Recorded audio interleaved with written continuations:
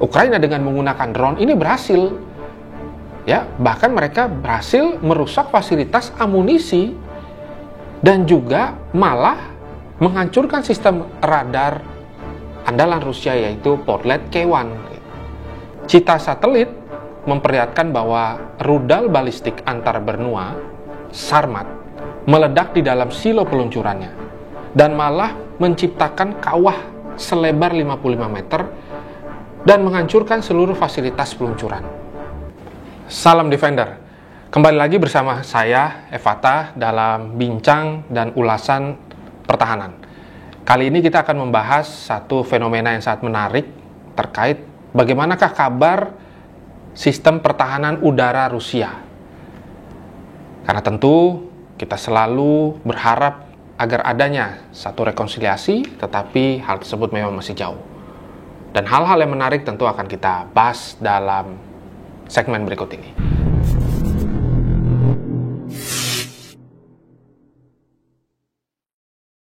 Pada 20 September 2024, ternyata ada sebuah insiden besar yang terjadi di Plisiyets, kosmodrom Rusia.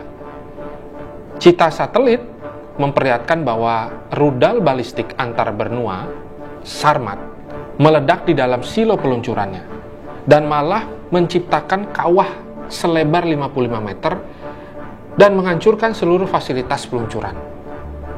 Apabila kita lihat seksama, RS-28 atau yang biasa disebut dengan Sarmat malah gagal dalam peluncurannya.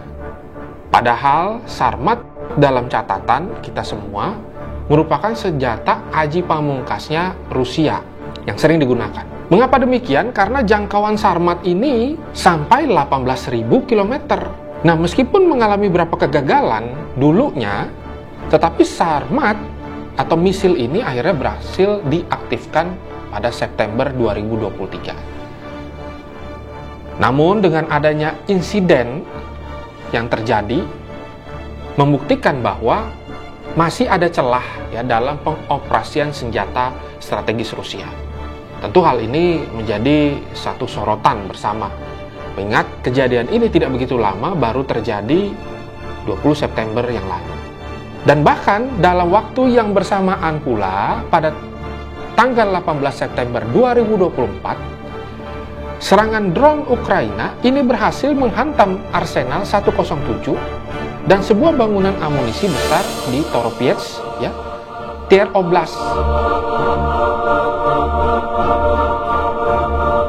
Serangan ini menghancurkan sekitar 30.000 ton amunisi dan malah menimbulkan ledakan yang setara bom nuklir taktis. Ada apa dengan Rusia hari ini? Mengingat bahwa Rusia sudah mengklaim kepada dunia sebagai negara dengan kekuatan militer kedua terbaik di dunia. Tetapi dengan kejadian-kejadian ini dan evaluasi yang dilakukan oleh Ukraina tentu membawa mereka pada satu pendekatan perang yang lebih strategis. Dan Rusia apakah semakin tertinggal dalam serangan-serangan yang terjadi atau malah serangan tersebut menghancurkan moral pasukan? Ini yang akan kita bahas bersama dan kita perhatikan bersama.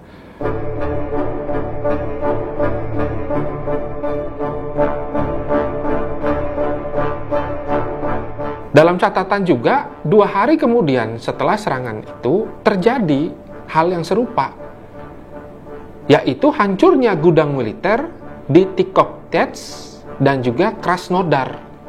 Saya mohon maaf apabila penyebutan saya Tikhorets ini agak sedikit salah dan lain sebagainya menggunakan aksen Rusia.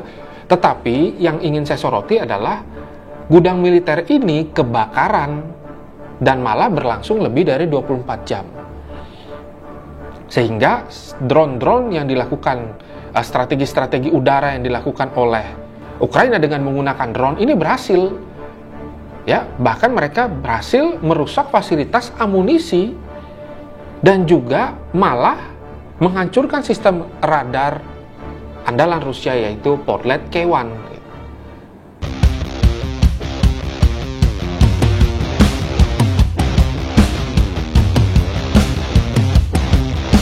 Yang katanya Podlet K1 ini itu dirancang mampu mendeteksi hingga 200 target dalam radius 300 km. Jadi 200 target dengan radius 300 km ini merupakan salah satu radar high-end ya, dan flagship dalam teknologi militer. Tetapi nyatanya gagal ya dalam mengantisipasi serangan drone, yang membuktikan bahwa terdapat satu celah pertahanan udara Rusia yang perlu diperkuat kembali ya apabila perang ini berlangsung dengan cukup lama nanti ke depannya.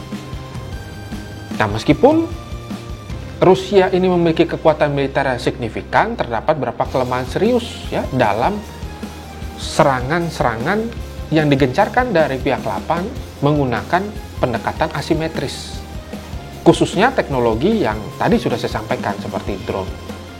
Selanjutnya kita akan melihat bahwa dari sisi aspek teknis ya dan juga propaganda kampanye-kampanye militer atau kampanye negara mereka, Rusia ini memainkan peran yang sangat penting ya, karena bagaimanapun kalau di dalam ilmu pertahanan itu tidak semata-mata kita hanya melihat perang militeri to militeri, tetapi kita juga melihat bagaimana diplomasi yang dilakukan itu harus menciptakan satu upaya perdamaian nanti ke depannya.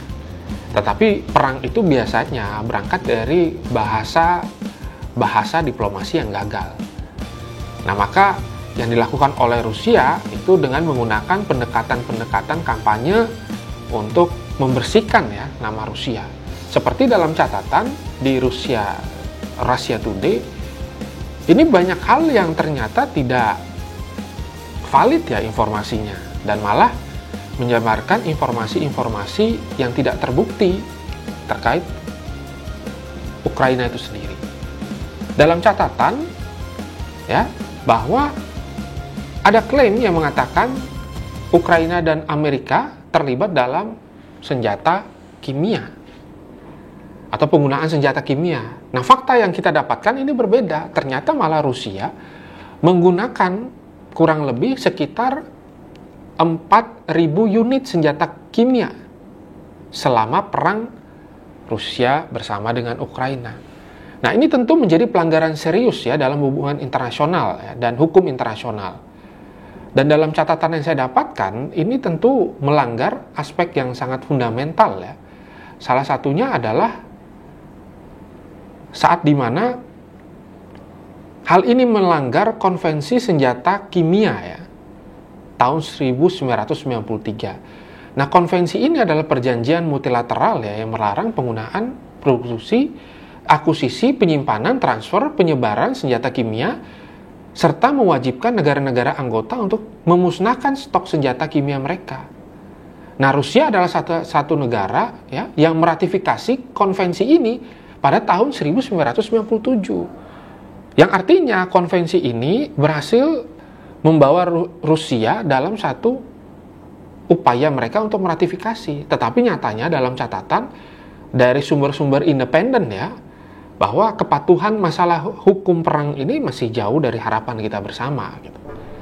Ya, ada beberapa catatan. Contoh di pasal 1, larangan penggunaan, pengembangan, produksi ya dan penyimpanan senjata kimia. Pasal 2 yaitu definisi terhadap senjata kimia itu sendiri gitu. Dan di pasal 4 serta pasal 5 berisi konten penghancuran senjata kimia. Dan lain sebagainya lah yang nanti kita dapat lihat. Bahkan dalam aturan hukum humaniter internasional, di sana jelas ada prinsip distingsi ya. Jadi hal ini menjadi sangat penting bahwa pihak-pihak terkait itu harus memiliki satu etiket yang baik dulu gitu. Dan harus berupaya untuk menghindari penderitaan yang tidak penting, kalau dalam istilahnya itu unnecessary suffering. Tetapi dalam konsepsi perang biasanya hal ini begitu sangat jauh ya, dan perang ini berbicara tentang bagaimana kita memaksimalkan potensi yang ada untuk mendapatkan kemenangan ya, yang semakin besar. Tetapi tentu ini adalah satu rangkaian peristiwa yang nyata, dan sorotan ini tentu akan membawa kita pada satu pemahaman ya, bagaimanakah sistem pertahanan Rusia hari ini ya, melihat dari kegagalan RS-28 ya, dan juga bagaimana serangan-serangan drone ini yang berhasil menghancurkan gudang amunisi ya, dan menghancurkan radar outlet K1 tadi. Apabila kejadian ini terus terjadi dan tidak ada evaluasi mendalam terhadap serangan-serangan yang taktis dilakukan oleh Ukraina, maka kita juga akan melihat kembali ya pendekatan strategi dari Rusia yang memang harus perlu dievaluasi dalam konteks global. Mungkin demikian yang dapat saya sampaikan dalam diskusi dan analisis terkait masalah pertahanan kita hari ini. Semoga teman-teman dapat menikmati analisa dan juga jangan lupa subscribe, komen, dan like video ini. Dan bila perlu sebarkan kepada teman-teman agar segala sesuatu yang berkaitan dengan masalah pertahanan bisa dinikmati oleh siapapun. Salam Defender, terima kasih.